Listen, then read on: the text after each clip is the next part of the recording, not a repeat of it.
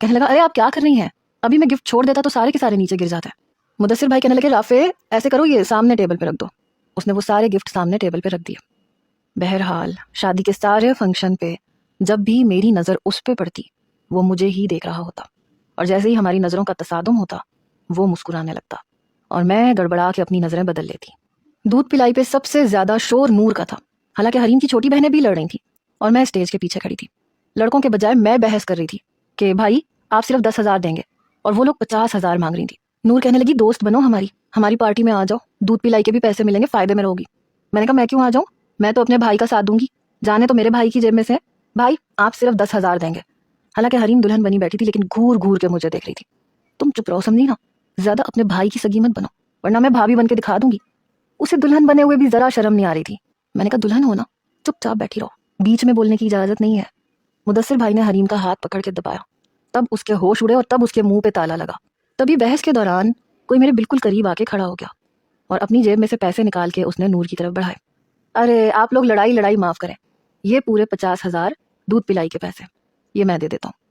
میں نے جیسے ہی پلٹ کے دیکھا تو وہ میرے برابر میں کھڑا مسکرا رہا تھا. مدثر بھائی کہنے لگے ارے میں دے سکتا ہوں، چھوڑو تم، ان کی عادت ہے بحث کرنے کی. وہ کہنے لگا نہیں مدثر کوئی بات نہیں، ایک ہی بات ہے. نور نے اس کے ہاتھ سے پیسے پکڑ لیے. مجھے کہنے لگی اب تمہیں ٹھینگا ملے گا. اسی وقت رخصتی کا شور مچ گیا، یوں بھی میں سائیڈ سے ہو کے نکلنے لگی. تبھی وہ میرے سامنے آ کے کھڑا ہو گیا. اس وقت مہمانوں کا بہت رش تھا. کہنے لگا آپ کا فون نمبر مل سکتا ہے. میں نے کہا جی. کہنے لگا اتنی حیران کیوں ہو رہی ہیں، کیا میں آپ سے دوستی کر سکتا ہوں. میں نے کہا جی نہیں. یہ کہہ کے میں اس کی سائیڈ سے نکل کے اپنا لہنگا پکڑ کے اسٹیج سے نیچے اتر گئی. حریم نے کیا ہی رونا دھونا تھا، وہ تو بڑی خوش تھی، اس لیے رسمن بھی اس نے کسی کے گلے لگ کے رونے کا ڈرامہ تک نہیں کیا. بڑے آرام سے گاڑی میں جا کے بیٹھ گئی. سب لوگ اس کی بے تکلفی اور بے شرمی پہ ہنس رہے تھے. مدثر بھائی کہنے لگے ساری دنیا بدل سکتی ہے سوائے حریم کے. بہرحال میں اس کے برابر میں بیٹھی. گھر جا کے کچھ بھی رسموں کے بعد میں نے حریم کو مدثر بھائی کے کمرے میں بٹھا دیا. مجھ سے کہنے لگی میں اچھی تو لگ رہی ہوں نا. میں نے کہا جیسی بھی لگ رہی ہو تم بھائی کو تو اچھی ہی لگو گی.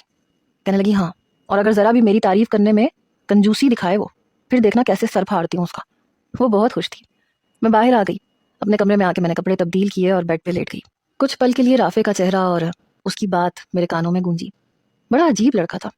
بہرحال میں نے خود کو جھٹکا اور سونے کی کوشش کی. ویسے بھی کافی دن کی تھکن تھی، اس لیے کچھ ہی دیر میں مجھے نیند آ چکی تھی. صبح میری والدہ نے مجھے جگایا. کہنے لگی کیا گھوڑے گدھے بیچ کے سوئی ہوئی ہو، 9:30 ہو رہے ہیں، چلو اٹھو کچن میں آؤ، ناشتہ بنانا ہے. میں نے کہا امی مجھے نہیں بنانا، ویسے بھی ناشتہ تو تائی امی کے گھر سے آئے گا نا. میری بات سن کے میری والدہ کہنے لگی کتنی شرم کی بات ہے، ہم بھابھی کے گھر سے ناشتہ آنے کا انتظار کریں. مجبوراً مجھے اٹھنا پڑا، امی کے ساتھ لگ کے ناشتہ بنانا پڑا. 10:30 بجے تک مدثر بھائی اور حریم بھی اٹھ کے باہر آ گئے تھے. حریم بہت خوش لگ رہی تھی، بھائی کے چہرے پہ بھی مسکراہٹ تھی. جیسے ہی وہ ناشتے کے لیے بیٹھی میں نے اس کے کندھے پہ اپنا کندھا مارا. میں نے کہا کر لی لڑائی میرے بھائی سے؟ لیکن مجھے تو مدثر بھائی کا سر کہیں سے پھٹا ہوا نظر نہیں آ رہا. میری بات سن کے مجھے گھورنے لگی. کہنے لگی شرم نہیں آتی تمہیں، میاں بیوی کے بیچ میں پھوٹ ڈلوانا چاہتی ہو؟ دیکھو میری نند بننے کی کوشش نہ کرنا. اس کا وہی انداز تھا. بہرحال کچھ دن کے بعد میں نے یونیورسٹی جانا شروع کر دیا. ابھی مدثر بھائی کی شادی کو مہینہ گزرا تھا. جب میں یونیورسٹی سے واپس آئی تو حریم مسکرا کے مجھے دیکھ رہی تھی. میں نے کہا یہ تمہیں کیا ہوا ہے، تم کیوں مسکرا رہی ہو؟ کہنے لگی تمہیں پتا ہے تمہارا ایک بہت اچھا پروپوزل آیا. میں نے کہا اچھا کس کا آ گیا؟ کہنے لگی تم بتاؤ. میں نے کہا مجھے کیا پتا، محلے میں سے آیا ہوگا کسی کا. کہنے لگی نہیں.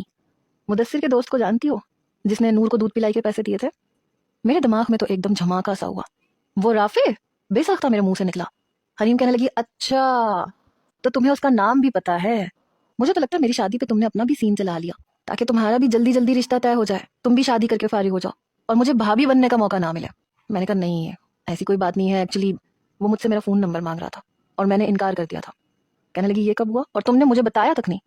میں نے کہا اس میں بتانے والی بھلا کون سی بات تھی؟ کہنے لگی اچھا تو میری شادی کے بعد تم بدل گئی ہو، تم نے کوئی اور دوستیں بنا لی ہیں.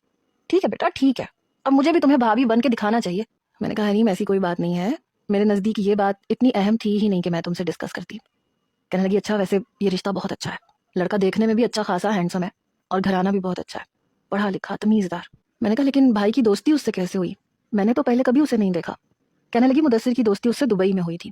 چند مہینے پہلے وہ اسی کمپنی میں گیا تھا جہاں مدثر جاب کرتے تھے، اور ابھی بھی وہ خاص مدثر کی شادی دیکھنے کے لیے ہی آیا تھا. ابھی 3 مہینے کے لیے اسے واپس جانا ہے اور پھر وہ 3 مہینے کے بعد آئے گا اور پھر تمہاری شادی. میں نے کہا میں نے تمہیں اس رشتے کے لیے راضی نامہ کب دیا جو تم میری شادی کی بات کر رہی ہو سکتا ہے کہ میں انکار کر دوں. میں نے بات بنائی، نخرہ دکھانے کی کوشش کی. حریم کہنے لگی پاگل تو نہیں ہو گئی ہو؟ ٹھیک ہے تم خوبصورت ہو، تمہارے اور بھی کئی رشتے آ سکتے ہیں، لیکن میرے خیال میں رافع کا رشتہ بہت اچھا ہے. میں نے کہا سوچیں گے. حریم کہنے لگی فی الحال تو سوچنے کا کوئی پروگرام مت بنانا, میرے ساتھ آؤ کچن میں, چند چیزیں تمہیں بھی بنانی ہے تاکہ شام کو جب رافع کے گھر والے تمہیں دیکھنے کے لیے آئیں تو میں یہ کہہ سکوں کہ آنٹی یہ سموسے کھائیں نا, یہ دیکھیں یہ کنزا نے اپنے ہاتھوں سے بنائے ہیں. آنٹی یہ کباب تو آپ نے چکھے ہی نہیں, یہ کنزا نے اپنے ہاتھوں سے بنائے ہیں. اور یہ نگٹس, ارے یہ تو پلیٹ میں ڈال کے دیکھیں, یہ بھی کنزا نے بنائے ہیں. میں نے کہا بڑی چلاک ہو تم مجھے اس لیے سنا رہی ہو نا تاکہ یہ ساری چیزیں میں بناؤں. تو وہ ہنسنے لگی.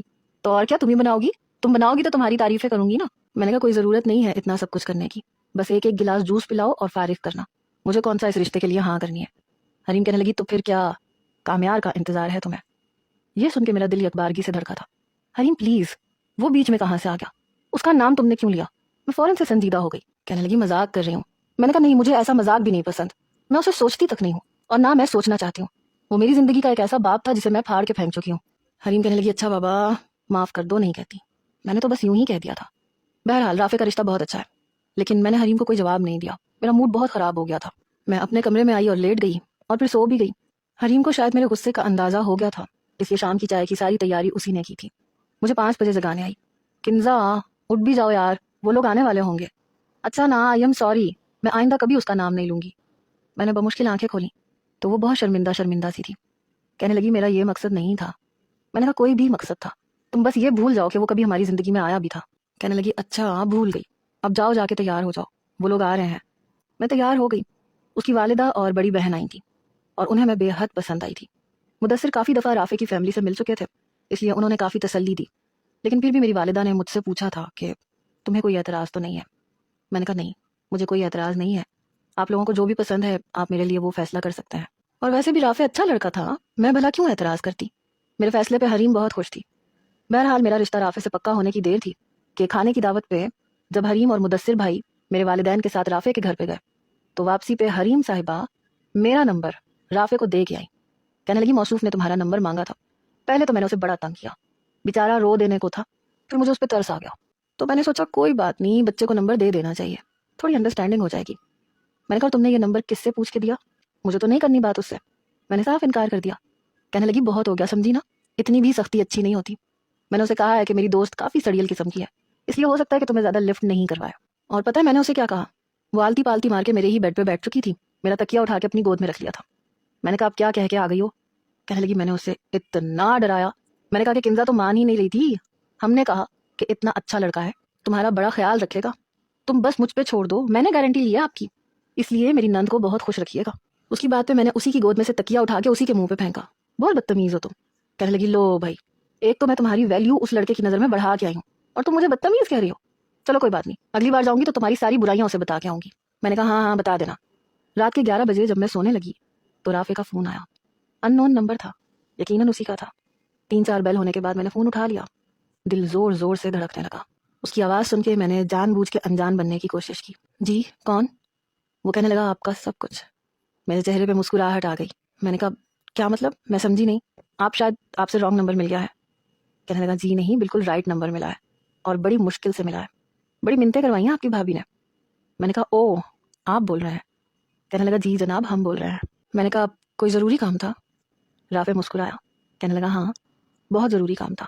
وہ آپ نے میری ایک قیمتی چیز لے لی تھی, بس یہ پوچھنا تھا کہ آپ نے سنبھال کے رکھی ہے یا لاپرواہوں کی طرح ادھر ادھر پھینک دیا. میں نے کہا کون سی چیز. کہنے لگا میرا دل. یہ سن کے مجھے سمجھ میں نہیں آ رہی تھی کہ میں کیا بات کروں. جب میری خاموشی طویل ہوئی تو کہنے لگا ہیلو کنزا, چپ کیوں ہو. اب میں اس کا کیا جواب دیتی. دیکھیں آپ مجھ سے ایسی باتیں نہ کریں. میری بات پہ ہنسنے لگا. اچھا تو پھر کیا ABC سناؤں تمہیں. مجھے تو لگا تھا کہ تم پوچھو گی کہ تم مجھے کب اچھی لگنے لگی, کب میں تم پہ اپنا دل ہارا, مگر تم ہو کیا. میں نے کہا رافع مجھے شادی سے پہلے بات کرنا پسند نہیں ہے پلیز. میں نے صاف بات کی. چلو ہو جائے گی عادت, ویسے بھی میں چند دنوں کے بعد دبئی جا رہا ہوں, پھر میں 4 ماہ کے بعد آؤں گا اور پھر شادی کے بعد تمہیں اپنے ساتھ دبئی لے جاؤں گا. یہ سن کے مجھے حیرت ہوئی. میں دبئی, میرے منہ سے بے اختیار نکلا. کیا ہوا, اینی پرابلم. اس نے فوراً سے پوچھا. میں تو کبھی اپنے شہر سے باہر نہیں گئی تھی, تو پھر میں ملک سے باہر کیسے جا سکتی تھی. آپ مجھے دبئی لے جائیں گے. وہ کہنے لگا ظاہر سی بات ہے, اب میں شادی کر کے تمہیں پاکستان تھوڑی چھوڑوں گا. لیکن میرا M.Com ہونے میں تو ابھی 1 سال باقی ہے, میں ابھی شادی نہیں کرنا چاہتی, مجھے اپنی تعلیم مکمل کرنی ہے. پلیز رافع آپ شادی 1 سال کے بعد کیجیے گا. یہ سن کے وہ کہنے لگا یہاں مجھے 4 ماہ بہت لگ رہے ہیں, تم 1 سال کی بات کر رہی ہو. میں نے کہا پلیز. اس نے گہری سانس لی. اب تم نے پہلی فرمائش کی ہے, ٹال تو نہیں سکتا. اوکے پھر 4 ماہ کے بعد جب میں آؤں گا تو پھر میں منگنی کا فنکشن بہت بڑا کروں گا، اور پھر شادی تب کر لیں گے جب تمہارا M.Com کے پیپرز کلیئر ہو جائے۔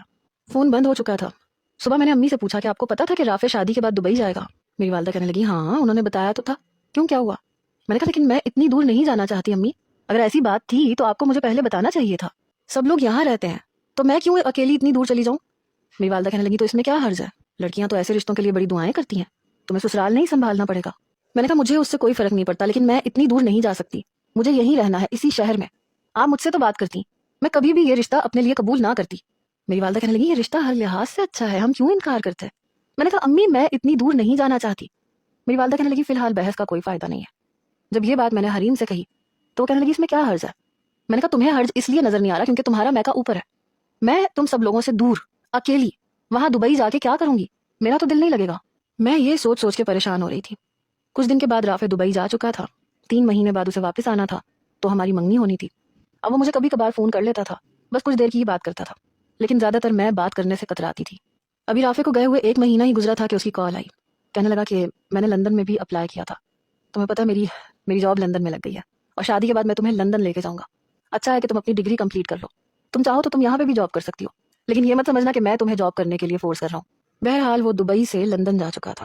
2 ماہ بعد اس نے صرف چند دن کے لیے آنا تھا اور منگنی کی رسم ادا ہونی تھی۔ 2 مہینے بھی گزر گئے، وہ چند دن کے لیے واپس آیا۔ یہاں منگنی کی تیاریاں شروع ہو چکی تھیں، بہت بڑے مارکیوں میں ہماری منگنی کی تقریب ہو رہی تھی، بہت مہمان آئے تھے۔ میں کراچی کے مشہور پارلر سے تیار ہوئی تھی۔ نور میری منگنی پہ نہیں آئی تھی کیونکہ وہ پریگننٹ تھی، وہ زیادہ تر اپنے سسرال میں ہی رہ رہی تھی۔ جیسے ہی ہال میں رافع کے گھر والے آئے، حریم میرے برابر میں سے اٹھ کے کھڑی ہو گئی، کہنے لگی میں ذرا تمہارے دلہے کا استقبال کر کے آتی ہوں۔ وہ چلی گئی، میں نظریں جھکائے بیٹھی تھی۔ کچھ دیر کے بعد رافع کو میرے برابر میں بٹھا دیا گیا، اس نے مجھے انگوٹھی پہنائی، میں نے اسے پہنائی۔ اسی وقت کسی نے فلاور بوکے میرے منہ کے سامنے کیا۔ جیسے ہی میں نے فلاور بوکے دینے والے کی طرف دیکھا، میرے ہوش اڑ کے رہ گئے، کیونکہ میں اپنا اگلا سانس لینا بھول چکی تھی، کیونکہ سامنے کھڑا نوجوان کامیار تھا، ہاتھوں میں بوکے اور آنکھوں میں آنسوؤں کی نمی تھی۔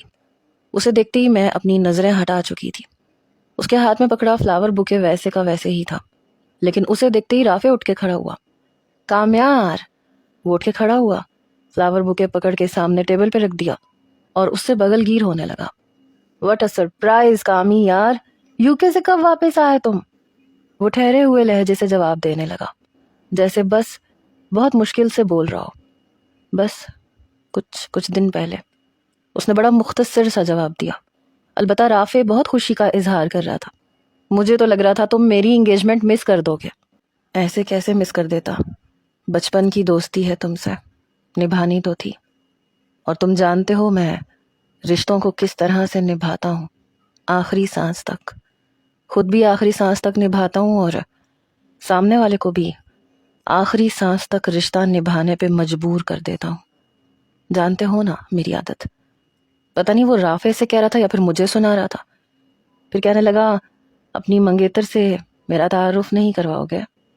یہ جملہ اس نے بڑا جما کے بولا تھا، لیکن میں اس کو دیکھنے سے گریز کر رہی تھی۔ رافع کہنے لگا ہاں کیوں نہیں۔ پھر مجھ سے مخاطب ہوا، کنزا یہ میرا بیسٹ فرینڈ ہے، میرا بہت اچھا دوست کامیار، ہم بچپن سے ساتھ ہیں، بس ہماری فیلڈ کچھ الگ تھی، اس لیے ہم ایک ہی اسکول میں پڑھے ہیں، کالج میں بھی ایک ساتھ تھے، لیکن سبجیکٹ الگ تھے۔ البتہ یونیورسٹی میری اور اس کی الگ الگ تھی، کیونکہ میں انجینئرنگ کر رہا تھا اور موصوف کو بزنس مین بننے کا شوق تھا۔ پھر یہ UK چلا گیا اور میں دبئی، لیکن پھر بھی ہمارا رابطہ فون پہ رہتا تھا۔ اب جب میری جاب UK لگی ہے تو یہ پاکستان آ گیا ہے۔ پتہ نہیں کیوں لیکن میں بے حد پریشان تھی۔ اس کی آنکھوں کی تیزی تھی یا پھر تپش کہ مجھے اپنا چہرہ تمتماتا ہوا محسوس ہو رہا تھا۔ میں ابھی بھی نظر زمین پہ ہی رکھے ہوئے تھی۔ عین اسی وقت حریم بے خیالی میں میری جانب آئی۔ شاید اس نے ابھی تک کامیار کو نہیں دیکھا تھا، اس لیے وہ دیکھ نہیں پائی، کیونکہ اس کی ابھی بھی اسٹیج کی جانب پشت تھی۔ ہماری جانب وہ کھڑا ہوا تھا، بیٹھا نہیں تھا۔ حریم کہنے لگی دلہا بھائی، پتہ نہیں وہ رافع سے کیا کہنے آئی تھی، لیکن کامیار کو دیکھ کے اس کی زبان بھی گنگ ہوئی۔ وہ آنکھیں پھاڑے کامیار کو دیکھ رہی تھی اور وہ بھی اسی کی طرف دیکھ رہا تھا۔ رافع کہنے لگا کامیار یہ کنزا کی بھابھی ہے حریم۔ پھر حریم سے مخاطب ہوا، بھابھی یہ میرا بہترین دوست ہے۔ حریم کی حالت یہ تھی کہ اس سے سلام بھی نہیں کر پائی، سلام تو اس نے بھی نہیں کیا تھا۔ ایک گہری سانس لی اور میری طرف دیکھے جا رہا تھا. حالانکہ میں نے آنکھ اٹھا کے اس کی طرف نہیں دیکھا تھا، لیکن میں جانتی تھی کہ وہ میری طرف ہی دیکھ رہا ہے. اس کی آنکھوں کی تپش ہی کچھ ایسی تھی، میں بنا دیکھے بھی اس کی نظروں کی تپش کو محسوس کر پا رہی تھی. رافع، تمہیں اپنی منگنی بہت مبارک ہو، لیکن میں زیادہ دیر یہاں نہیں رک سکتا. میں صرف تمہاری محبت میں آیا تھا، مجھے اجازت دو. رافع کہنے لگا، ارے ایسے کیسے یار، ابھی کچھ دیر میں کھانا لگ جائے گا، کھانا تو کھا کے جاؤ. ارے نہیں، بالکل بھی بھوک نہیں ہے، کھانا میں کھا کے آیا تھا اور سر میں بہت درد ہے. میں شاید نہ آتا، بس تمہاری محبت میں آ گیا، تمہیں یہ نہ لگے کہ تمہاری خوشی میں شامل نہیں ہوا، لیکن اب مجھے اجازت دو. اور پھر وہ رکا نہیں، لمبے لمبے ڈگ بھرتا ہوا وہاں سے چلا گیا. حریم مجھے دیکھ رہی تھی اور مجھے لگ رہا تھا میں یہیں بے ہوش ہو جاؤں گی. رافع مجھے اسی کے بارے میں بتا رہا تھا، لیکن میں غائب دماغی سے سن رہی تھی. میرا دل سینے میں زور زور سے دہائیاں ڈال رہا تھا کہ اب تم نہیں بچو گی کنزا، وہ واپس آ گیا ہے، تمہیں پہچان گیا ہے، تمہیں چھوڑے گا نہیں. میرا جی چاہا میں وہاں سے اٹھوں اور گھر بھاگ جاؤں. کچھ ہی دیر میں کھانا کھل چکا تھا. رافع کے کزن، اس کے دوست اسے اپنے ساتھ لے گئے اور میں کسی بے جان مجسمے کی طرح وہیں بیٹھی تھی. حریم بھی میرے پاس آ کے بیٹھ گئی. کنزا، یہ رافع کا دوست ہے. اس میں شاید بولنے کی بھی ہمت باقی نہیں تھی، لیکن مجھ میں تو اتنی بھی نہیں تھی. میرے تو جیسے ہی ہاتھ پہ حریم نے اپنا ہاتھ رکھا، میں بری طرح سے چونکی. کہنے لگی، تم اتنی ٹھنڈی کیوں پڑ رہی ہو؟ میں نے کہا، مجھے واپس گھر جانا ہے، ابھی اور اسی وقت. کہنے لگی، کیا ہو گیا؟ دیکھو، اس بات کو ذہن پہ سوار نہ کرو. میں نے کہا، مجھے گھر جانا ہے ابھی اور اسی وقت. میری آنکھوں سے آنسو ٹپ ٹپ بہنے لگے. میرے ہاتھوں میں عجیب سا لرزہ سا طاری ہو چکا تھا.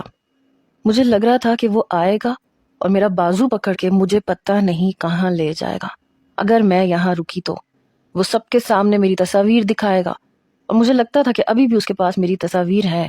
میری جان یوں نکل رہی تھی جیسے میں ابھی مر جاؤں گی، کم از کم بے ہوش تو ہو ہی جاؤں گی. میری بگڑتی حالت دیکھ کے حریم بھی پریشان ہو گئی. کہنے لگی، تم بیٹھو، میں ابھی آئی. اس نے مدثر بھائی کو بلوایا، مجھے ایک گھونٹ پانی پلایا. وہ کہنے لگے، پتہ نہیں اس کا شاید بی پی لو ہو رہا ہے، اس کی طبیعت ٹھیک نہیں ہے. مدثر، آپ اسے اور مجھے گھر چھوڑ دیں، ابھی آپ لوگوں کا یہاں رکنا ضروری ہے. میری والدہ بھی آ گئی، میرے والد بھی آ گئے، یہاں تک کہ رافع بھی آ گیا. کہنے لگا، کیا ہوا؟ میں روئے جا رہی تھی. میں بہت کوشش کر رہی تھی کہ اپنے آنسوؤں پہ بند باندھ لوں، لیکن نہیں ہو رہا تھا. میری والدہ کہنے لگی، کنزا بیٹا کیا ہوا ہے؟ میں نے کہا، گھر جانا ہے امی، مجھے بس گھر جانا ہے. مجھے پتہ نہیں کیا ہو رہا ہے. میں سچ مچ بری طرح سے کپ کپا رہی تھی، میرے ہونٹ لرز رہے تھے. میری حالت دیکھ کے رافع بھی پریشان ہو گیا. مدثر بھائی کے بھی ہوش اڑ رہے تھے. وہ میرے قریب آئے، میرا ہاتھ اپنے ہاتھ میں لیا. کنزا بچے کیا ہوا ہے؟ تو میں ان کے کندھے پہ سر رکھ کے پھوٹ پھوٹ کے رونے لگی. حریم نے میرے کندھے پہ ہاتھ رکھا. کنزا کیا ہو گیا؟ پلیز چپ ہو جاؤ. اسے میری حالت غیر لگ رہی تھی. اسے شاید یہ خوف تھا کہ میرے منہ سے سب کچھ نکل نہ جائے. میں نے کہا، میرا دل بیٹھ رہا ہے، میرا دم گھٹ رہا ہے، مجھے گھر جانا ہے. میری ساس اور سسر بھی آ گئے. کئی مہمان میری شکل کی طرف دیکھ رہے تھے. مدثر کہنے لگا، اچھا میں تمہیں گھر چھوڑ آتا ہوں. پتہ نہیں کیا ہوا ہے اسے. سب پریشان تھے. حریم کی اپنی آنکھوں میں آنسو تھے، کیونکہ ایک وہی تھی جسے میری حالت کا اندازہ تھا. میں تھر تھر کانپ رہی تھی. مدثر بھائی نے مجھے گاڑی کی پچھلی نشست پہ بٹھایا. حریم میرے برابر میں بیٹھ گئی. میرے والدین واپس ہال میں جا چکے تھے، کیونکہ سب مہمان میری حالت دیکھ کر پوچھ گچھ کر رہے تھے. رافع باہر تک آیا تھا. میں ابھی بھی روئے جا رہی تھی. مدثر بھائی ڈرائیونگ سیٹ پہ بیٹھ گئے تو وہ کہنے لگا، مدثر بھائی میں بھی ساتھ چلوں؟ وہ کہنے لگے، نہیں نہیں، بس ٹھیک ہو جائے گی، آج سے پہلے کبھی اسے ایسا کچھ نہیں ہوا، پتہ نہیں کیا ہو گیا اسے. حریم کہنے لگی، پلیز مدثر جلدی چلیں، اس کے سر میں درد ہے. مدثر بھائی کہنے لگے، ایسے کرتے ہیں پہلے ڈاکٹر کے پاس چلتے ہیں. میں نے کہا، نہیں مجھے گھر جانا ہے بس. مدثر بھائی بار بار ڈاکٹر کے پاس جانے کا اصرار کر رہے تھے، لیکن میں مسلسل منع کر رہی تھی. حریم کہنے لگی، آپ گھر کیوں نہیں لے جاتے؟ میں دم کر دیتی ہوں، اسے نظر اتار دیتی ہوں اس کی، شاید کنزا کو کسی کی نظر لگ گئی ہے. واقعی کسی کی نظر نے مجھے 2 پل میں کیا سے کیا بنا دیا تھا. میں کیا بتاتی. ایک حریم تھی جو میری حالت سے واقف تھی. مدثر بھائی مجھے گھر لے آئے. حریم نے ہی مجھے گاڑی سے نیچے اتارا. وہ مجھے میرے کمرے میں لے گئی. مدثر بھائی کہنے لگے، کیا ہوا ہے حریم؟ اس سے پوچھو. وہ کہنے لگی، ایسے کریں آپ جائیں، میں اسے سنبھال لوں گی۔